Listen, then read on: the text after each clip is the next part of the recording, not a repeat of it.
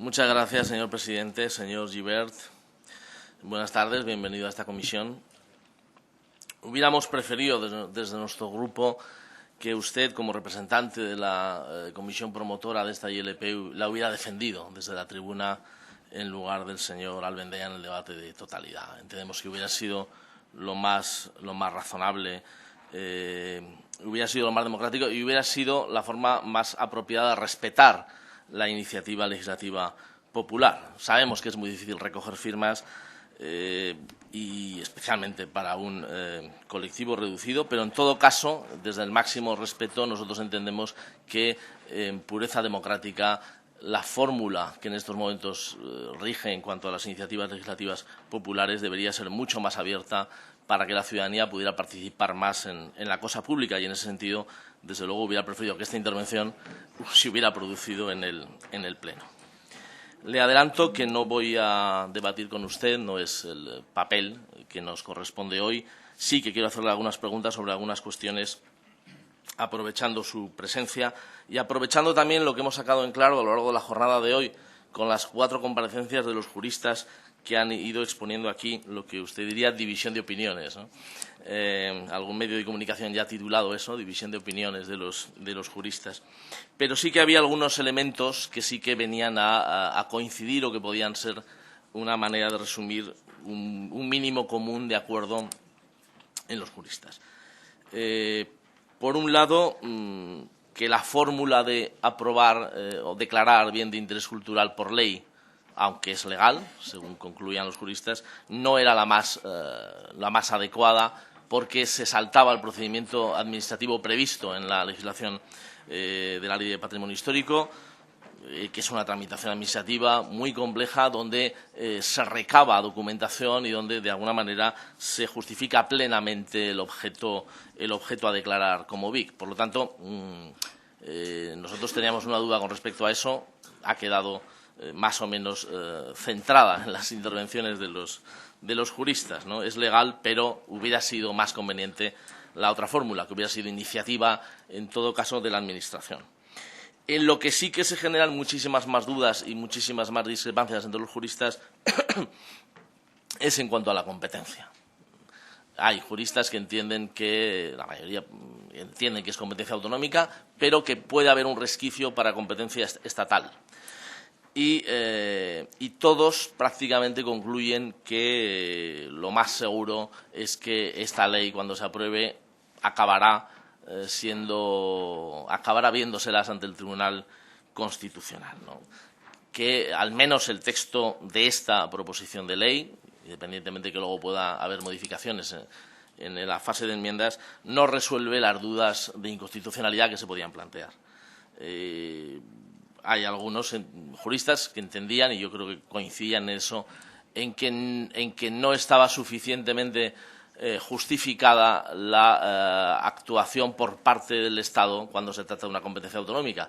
El Estado podría hacerlo en caso de que se entendiera que el bien a proteger estaba en fase de ¿cuál era la expresión que empleaban?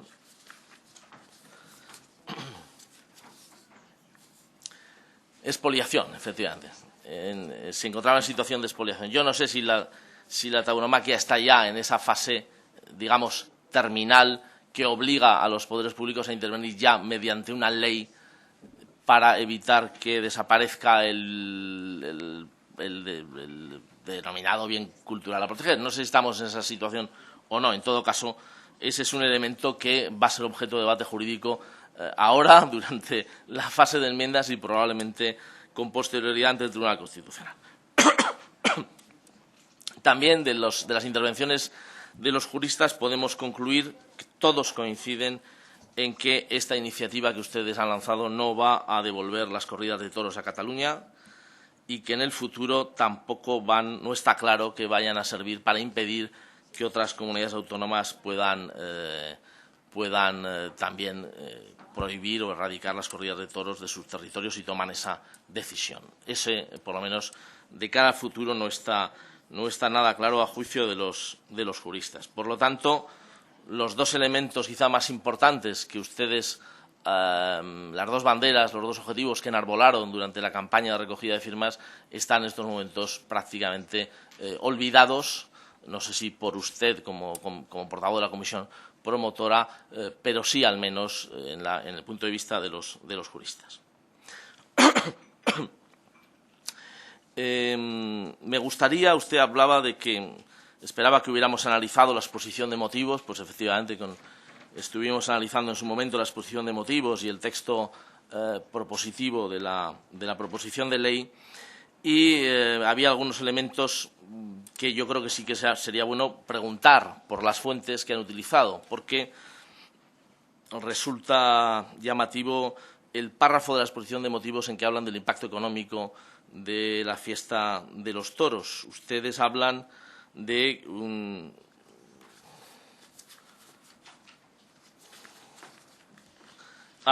que la fiesta de los toros, las corridas de toros, la tauromaquia, no recuerdo el término que emplean, supone un 2,4% del PIB español y nos resulta realmente sorprendente que ese porcentaje, que entendemos que es mucho más elevado del que posiblemente sea realmente, dado que todo el porcentaje de PIB que aporta el sector primario agrícola, ganadero y pesquero en su totalidad es el 2,7. Realmente, si todo el sector primario es el 2,7, difícilmente podemos creer que el toro suponga, por mucho que se sumen distintos elementos, un 2,4. Creo que ese dato es exagerado y eso nos hacía poner en duda otras cifras, los millones de aportación. En todo caso, sí que hay una cifra que yo creo que sería bueno que usted pudiera explicarla. Habla de 200.000 empleos en relación con el toro bravo. 200.000 empleos. Me gustaría que pudiera desglosar exactamente de dónde sale esa cifra y cuál es, porque realmente es una cifra que me da la sensación también que podría estar, digamos, exagerada. En todo caso, convendría que ahora tiene la oportunidad de explicarse en ese sentido. Cuando habla en su iniciativa legislativa popular de la fiesta de los toros, ha ocurrido ya con el primer interviniente, el señor Fernández, ha sacado a colación el toro de la Vega de Tordesillas y entonces, claro, es inevitable que preguntemos, y hemos preguntado a algún otro interviniente, y le tengo que preguntar a usted, que además es la persona que posiblemente más conoce, con más conocimiento de causa, si dentro de lo que denominan fiesta de los toros, que va a ser protegido como bien de interés cultural, si se incluyen, además de las corridas de toros, otros festejos como el toro de la Vega de Tordesillas o el toro de Medinaceli u otros similares. Yo creo que sería bueno que pudiera aclararnos esa cuestión. Finalmente, se ha anunciado que en la fase de enmiendas este texto que ustedes han trabajado va a sufrir modificaciones profundas y yo no sé en qué medida ustedes se han sentido defraudados por eso, porque fueron recibidos en esta casa con alfombra roja, valga la expresión. Fue tomada en consideración por la mayoría absoluta de la Cámara su iniciativa y luego se entró en una dinámica de prórroga tras prórroga y ese anuncio de que va a haber enmiendas que van a cambiar el contenido. Yo no sé si ustedes, como comisión promotora, se sienten de alguna manera defraudados por la situación o no. Y yo no sé en qué medida, y quiero preguntarle, cómo garantizan ustedes que los 500.000 firmantes que firmaron la iniciativa estén o no de acuerdo con las enmiendas que vayan a presentar otros grupos, Grupo Popular singularmente, y que se van a aprobar.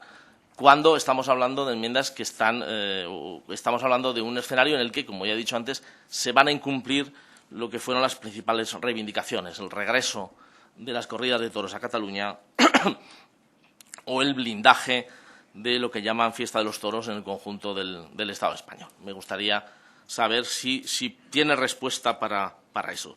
Y concluyo ya, tengo que decirlo, una alusión cultural que usted ha formulado, que haya miles de obras de arte inspiradas en corridas de toros no convierte en sí mismo la tauromaquia en cultura, en un bien cultural, ¿no? ¿Cuántas obras de arte hay dedicadas a la guerra, al terrorismo, a catástrofes naturales? Es decir, evidentemente, lo uno no implica lo otro. Y ha citado el ejemplo de una película de éxito, Blancanieves, una película española. Bueno, ya que la cita, me da pie a decir, en estos momentos esa película, usted sabe, se encuentra en los tribunales porque hubo una denuncia muy seria, porque se mataron toros de verdad para el rodaje. Y es decir, se mataron toros innecesariamente en el rodaje, por lo tanto, incumpliendo la legislación vigente, y eso está en estos momentos en los tribunales. Ya veremos el resultado que da, pero como ejemplo quizá no haya sido el más adecuado. Muchas gracias. Muchas gracias, señor Juste.